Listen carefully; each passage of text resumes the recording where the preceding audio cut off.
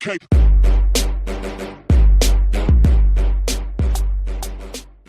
Welcome to day 4 of the Deepkin week here on 2+ Stuff, where we're reviewing the Ines Deepkin Battle Tome in deep detail. I think I said deep way too many times there. Well, today, as promised in yesterday's video, we're going to be diving into the classes, which really kind of fleshes out what the units are in this army. We're starting at the bottom with the Namarti, and these are the elves that were born with withering souls. We had been mentioning that 99 out of 100 of their children would die. Well, this is the 99 that are kept alive through terrible magics that basically they rip souls from living people and mortals and place them inside kind of as a substitute battery power, if you will, to keep their offspring alive. And only after having a stolen soul implanted will they ever live past infancy. Now, interesting to note here, the term Namarti in Deepkin tongue means both blessed and damned, and they make up the biggest majority of Deepkin. In fact, they are the defining feature of this army. And while it's easy to say, like, okay, well, they just take someone else's soul and they're fine, but even with somebody else's soul implanted in them, they are still very much cursed.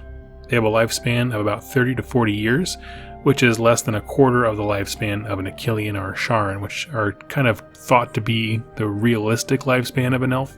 And each one of them has this big iron collar and a mark on their forehead, which were done to them during the process that binds a soul to their body.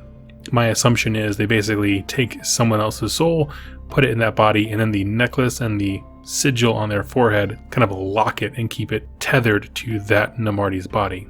This also makes them incredibly easy to point out as the lowest caste there is. Most of their youth is spent learning to function without eyes. They are actually able to sense vibrations in the sea or the ether sea, and once matured they become your laborers or tradesmen, anything like that. Only the most physically fit ones get drafted into the phalanxes, which are the kind of military structure. And if they are drafted into a phalanx, they fill one of two roles. First one's going to be your Namarti thralls, which is obviously a model for. And like all elves, they move with a very unnatural grace, and they form up the main body of infantry during a raid. And as such, they act as the first wave, meant to go in and engage the enemy as much as possible, kind of acting as a meat shield for the Achilleans. They engage everyone on the enemy line so that the Achilleans can go in and pick the right targets to destroy. Now that's super grim, and many thralls resent kind of their lower class status for that, but it's very important to note that they all see exactly why they need it. Everyone sees how they fit into this kind of plan to keep the society moving. Now, the second type of Namarti is going to be the Reavers. These are going to be your archers and scouts. The Achilleans acknowledge a need for scouts and ranged weapons, but they still look down upon it. Again, remember, these are kind of formed in the high elf image where they're all about nobility and facing your opponent head on and charging him right with cavalry and things like that. So to have these kind of ranged guys darting in the background, not really engaging the enemy, they still look down upon it, even though they see a tactical need for it. The Reavers will probe the defenses of an enemy fortification and act as a distraction during combat. Now, how can someone with no eyes be a good archer? Well, they actually are very attuned to the ether seas. They sense vibrations in the enemy, detect where they're at. Some people actually think that they can trace electromagnetic pulses, is what the battle tome says, but that's something that larger predatory fish can do, so it's not totally unreasonable. And while they are incredibly accurate, more accurate than most archers in other races, they do have a very limited effective range where other archers can see physically further. So why are the Namarti important and cool and awesome? Well, here's the thing. Not much is said about their missing eyes. Truth be told, there's not a lot of information about it. One thing I've often pondered to myself is that the eyes are often considered the window to the soul. So did something happen during their infancy, during the process of binding somebody else's soul to them, that removes their eyes? I have no idea. But it'd be kind of cool. I love the fact that the people who have something wrong with their souls are also the ones that don't have the window to them. And it would be a really cool physical manifestation of an inner corruption. Also important to note that they are still elves. They are not mindless slaves like Morathi, if you followed that series, takes the males in her society and purposefully makes them feeble and dumb and just subjugates them.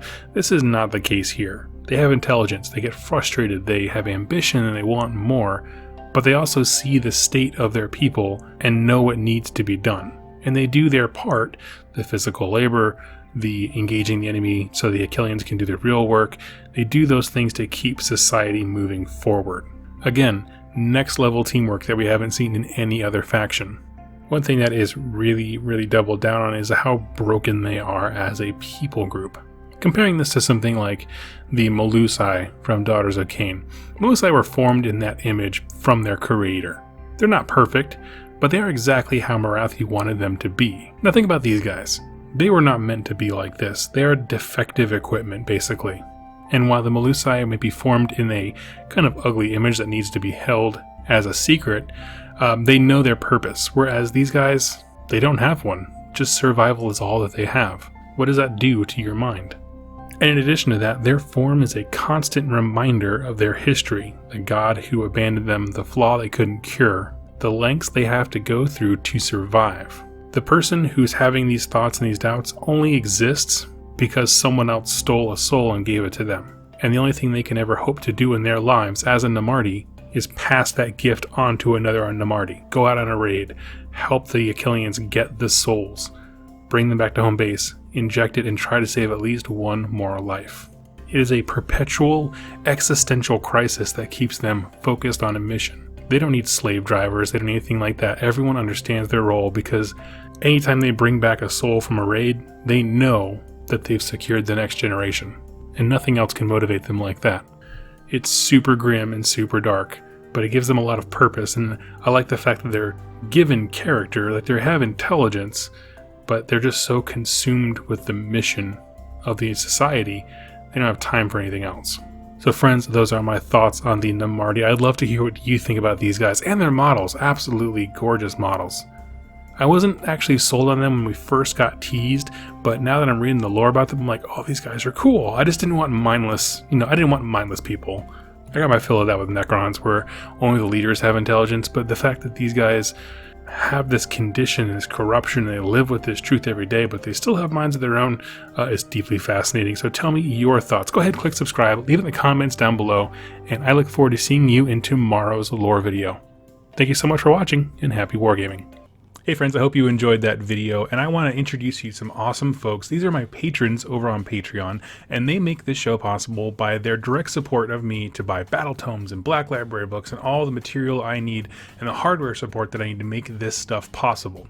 And if you'd like to join them, go ahead and click over to the Patreon page, to the link in the description down below, and you'll be introduced to a really awesome community of people talking about the hobby, sharing what they're painting. I invite them to be a part of polls to decide what content comes next. I raffle off every battle tome that I review, and we're having some great fun and discussions over there. So go ahead and check it out. Now, if you can't support in that way, that's completely fine. I'm just so glad that you watched this video here today. And if you have an Age of Sigmar lore question, go ahead and click subscribe and leave it in the comments down below. I read every single question and comment. I respond to as many as I possibly can, but I use them all as inspiration for future videos. So go ahead and do that now. And I look forward to seeing you guys on my next Age of Sigmar lore video. Thank you so much for watching, and happy wargaming.